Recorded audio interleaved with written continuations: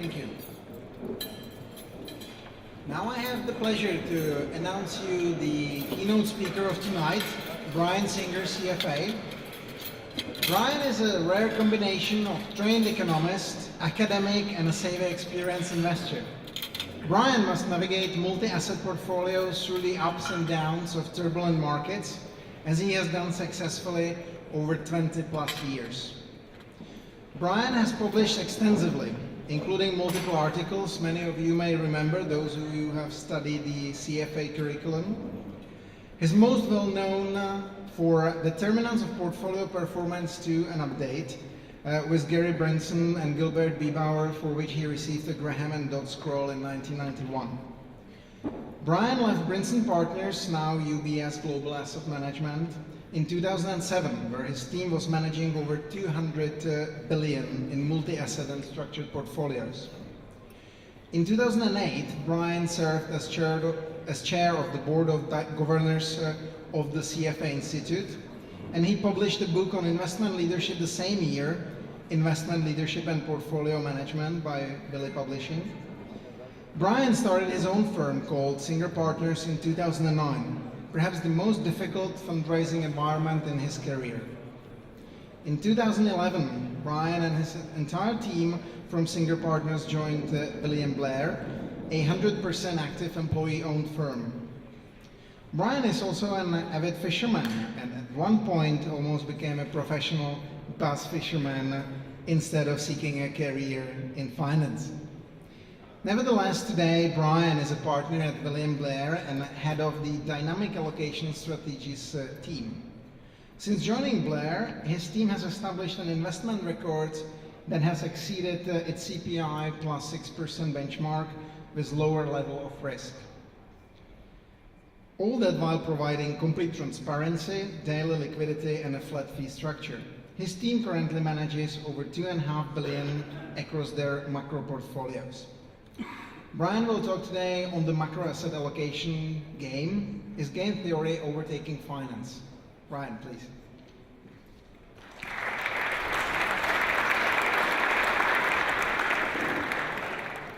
Well, thank you, everyone. It's great to be here. It's you probably didn't expect to be inviting the family here to give a presentation. We did discover that, in fact, we are family as we stand here. So feel free. I probably speak with an accent. I think all of you speak with an accent. You think I speak with an accent. But if you don't understand what I'm saying, just tell me to slow down, shut up, whatever the thing. Just raise your hand and I'll slow down. The other thing is, if you have a question during all of this, feel free to ask me. You don't have to wait till the end. I really come up here not absolutely certain what I'm going to say, not really knowing at all what I'm going to say, so if you ask me questions, I will change what I say to go the direction that you point me. I'm happy to do that. The other thing is, I am from Chicago. Chicago is known for its corruption. If you would like to win the challenge, just talk to me later. It's, you know, it's just what it is. So I'm happy to do everything I can to help you out, except if that happens, approve your ethics. That will be an issue. 2 tracks tonight. What I'll do is talk a little bit about outlook, and I'll talk a little bit about game theory. And I think both of those were a little bit unique in the way that we do this. And why do I have to speak when the dessert comes? This is really no fair. Oh my God. Okay. Damn, darn it. This is tough. Okay. So anyway, the question here is, has the game changed? And the answer from our perspective is, I will speak about game theory, but all of you are CFA analysts, and at the same time I will say, no, things have not necessarily changed. To start off, what I would say is, when I think about investing, and when I think most people should think about investing who are fundamental investors, and we're a fundamental investor, is to think of the surface of the ocean. And when we invest, we always try to think about it in terms of the surface of the ocean or chocolate cake. I'm not sure. I mean surface of the ocean. And if you think about it, there are tides, there are waves, and there are ripples. And when you look at the surface of the ocean, if you walk to work in the morning and you see all the boats low, on the dock because the tide is out. And then you sit there and you have a cup of coffee maybe and watch as the day goes on. And suddenly as the end of the day arrives, all the boats are at the top of the dock. And there was no great news story about that. You didn't hear it on Jim Cramer going, booyah, the tide came in. It's really not that anything you would ever talk about or actually explicitly notice. And as fundamental investors, we don't. In fact, a few years ago, I interviewed, have any of you seen on CNBC a show called Fast Money? Raise your hand if you've seen Fast Money, right? And not, okay, so Fast Money. So the producer interviewed me to go on that show, and after talking with him for about a half hour, I finally said, you know, do you have a show called Slow Money? Because I think that's really more kind of what I do. And what we do is we want to ride the tides. We want to ride the tides that raise all boats or lower all boats.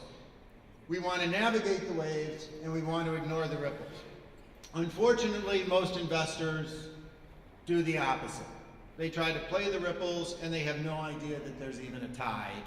And that's exactly the wrong thing to do, but something that's wonderful to make fun of. Now, just to let you know that the United States has invaded the Czech Republic, welcome to my lawyers, okay? Yes, this is the most important part of the presentation is compliance. They've told me I must spend 25 of my 30 minutes on this page. Shakespeare, now Kafka should be threatened by this. I think this is the only thing I might have read that's more warped than Penal Colony or Metamorphosis. So,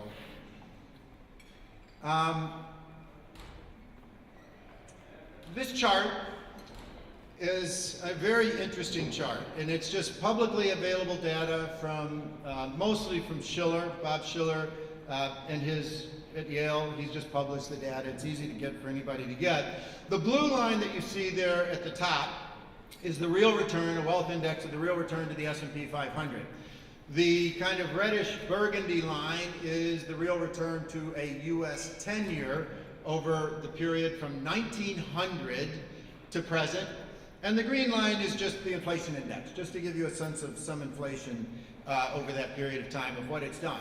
Now, when we think about investing, I know, for example, Jeremy Siegel will show this chart, Bob Schiller will show this chart, and they'll show the blue line from beginning to end, and they'll draw one straight line, and they'll say, you see, over the long run, stocks just provide a straightforward return that doesn't vary by much. I, however, have not done that. What I have done, if you look closely, is draw a line that goes from 1900 to 1950, a line that goes from 1950 to 2000, and another questionable line since then. Now the question is, why, I really want you to think about it and see if you can answer the question, why would I have drawn the line differently in the first half of the last century and the last half of the last century? What was different about the last, I'll give you a hint, what was a different thing that you were all very much a part of over the last half of the last century? Anybody want to take a guess? Monetary standard?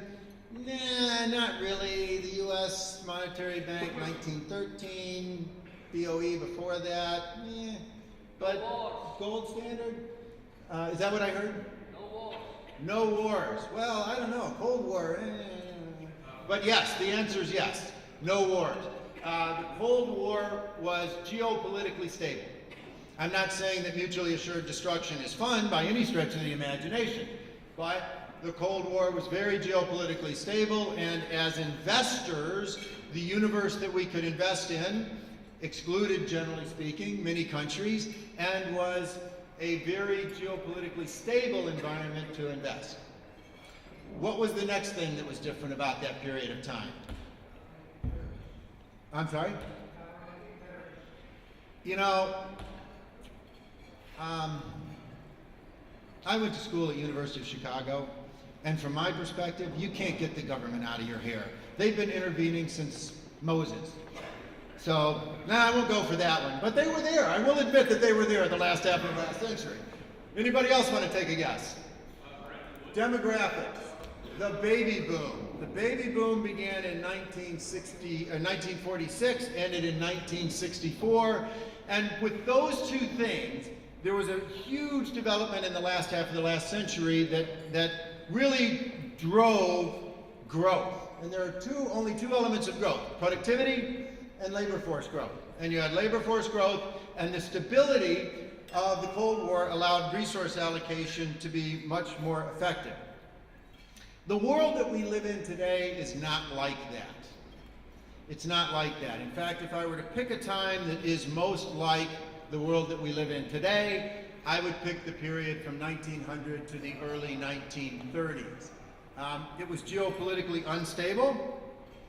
Central banking was, in some sense, a relatively new concept. As I mentioned, the Fed in 1913. There was a lot of exploration that went on during the significant periods of economic volatility, and you can see the extreme inflation that occurred right around 1920 with the green line there. Debt levels were very high. Obviously, financing war is something that does increase debt levels. I think they're higher today. Everybody knows Piketty, income inequality. It was about the same then as it is now. Political polarity, maybe you're aware that there's a lot of discussion of political polarity in the US. Interestingly, there is a data set of every single vote from every single senator and every single representative from the very first Congress till today. We've analyzed that data and do kind of an analysis of spatial separation of all of the votes. What we found was that the Senate was more polar then than it is today, and the House was a little bit less polar than it is today, but in general, the political environment, at least in the US, was just as polar. And we have that polar kind of extreme today, but we refer to it, or I do at least, as populism. So these are kind of the main tides. And if we want to understand investing, we need to think about what were those driving forces back in the early portion of the last century and the latter portion of the last century.